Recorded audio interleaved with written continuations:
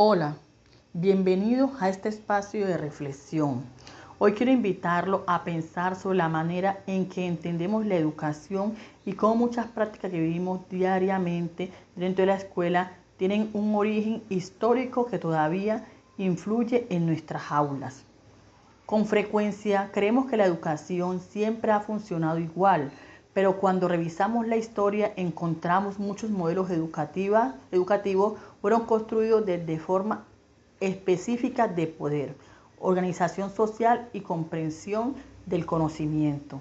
Esta reflexión cobra aún más importancia cuando observamos las desigualdades educativas que todavía existen, específicamente en contextos rurales, comunidades apartadas, donde persisten dificultades de acceso, brechas de tecnología y limitaciones sociales que afectan los procesos de enseñanza y aprendizaje.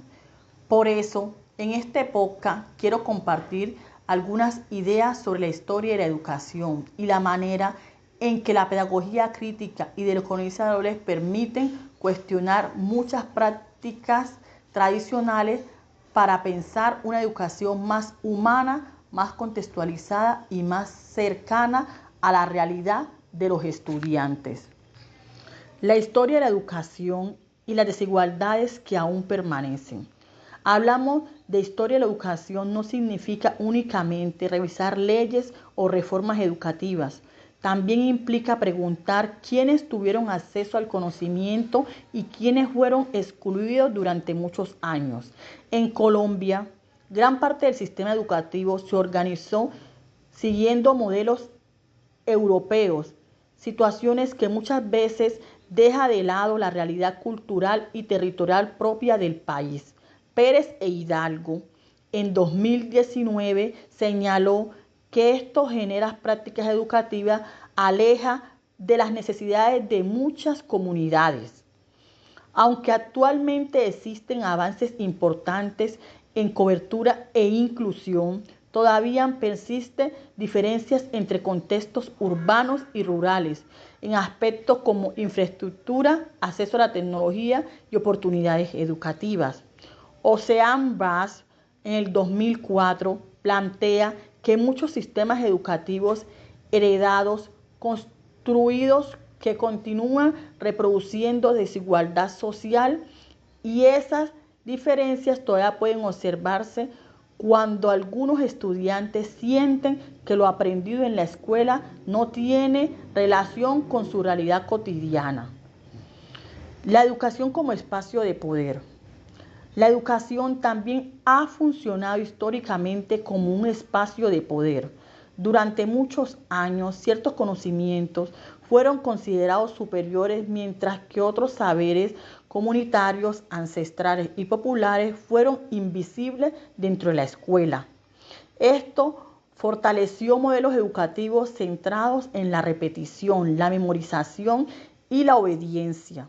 Muchas personas crecieron en aulas donde el estudiante tenía un papel pasivo y el docente era visto como la única autoridad. Aunque hoy existen cambios importantes, todavía encontramos prácticas educativas donde lo más importante parece ser tener contenidos preparados, pruebas, dejando en segundo plano las reflexiones críticas. Por eso muchas veces los estudiantes preguntan, ¿y esto para qué sirve?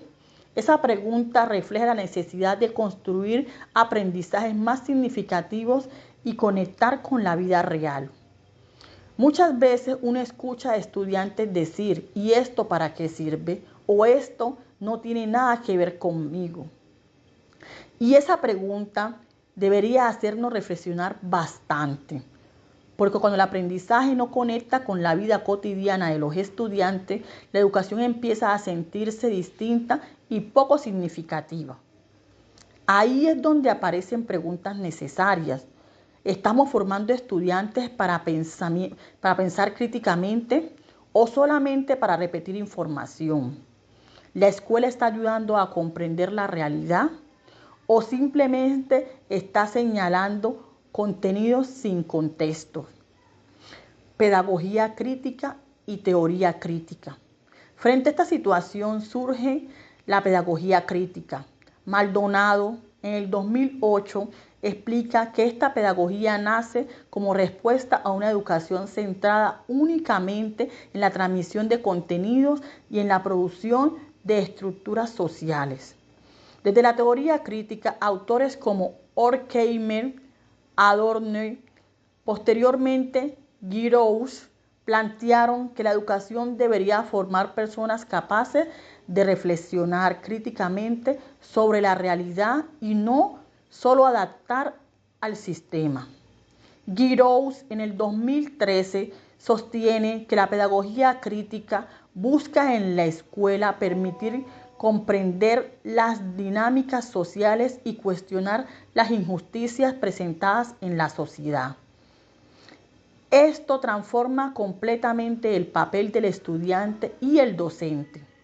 El estudiante deja de ser alguien que únicamente memoriza información y pasa a practicar, pensar, preguntar, construir conocimiento desde su experiencia. Mientras tanto, el maestro se convierte en un acompañante del proceso de reflexión y diálogo. Pedagogía de coloniales y reconocimiento de los saberes. La pedagogía de coloniales amplía todavía más esta mirada. Esta propuesta cuestiona la idea de que solamente existe una forma válida del conocimiento. Durante muchos años, la escuela privilegió ciertos saberes académicos mientras ignoraba conocimientos construidos por la comunidad y los territorios. En América Latina, esto es específicamente importante porque existen comunidades indígenas, afros y campesinas con enormes riquezas culturales que muchas veces no son reconocidas dentro de la escuela. Cuando estos saberes son excluidos, los estudiantes pueden sentir su identidad y su cultura tiene poco valor. Por eso la pedagogía decolonial busca construir una educación donde diferentes formas de conocimientos puedan dialogar. En la práctica docente, esto implica mucho más a los estudiantes, relacionar los contenidos de los contextos y valorar experiencias culturales de la comunidad. Reflexiones desde la práctica docente. Esto lleva a reflexionar sobre nuestra práctica docente. Muchas veces enseña en la misma manera en que fuimos enseñados, repetir estrategias y dinámicas tradicionales sin preguntar si en realidad responden a las necesidades actuales. Sin embargo, pequeños cambios pueden transformar significativamente el ambiente dentro del aula. Dar espacios de diálogo, escuchar a los estudiantes, permitir preguntar y relacionar los contenidos con la realidad son acciones sencillas y fortalecen el aprendizaje y hacen que los estudiantes se sientan valorados. Las pedagogías críticas y decoloniales no son únicamente teorías académicas, también representan formas más humanas de entender la educación y de construir relaciones pedagógicas más conscientes y prácticas. Para cerrar y finalizar, quiero dejar una reflexión. La educación no es algo fijo ni completamente término. Está constantemente transformando y dependiendo de la realidad de cada contexto. La pedagogía crítica y decoloniales nos recuerda que enseña amplia implica mucho más que transmitir contenidos. Implica escuchar, reconocer sabores, comprender desigualdades y construir aprendizajes que tengan sentido en la vida de los estudiantes.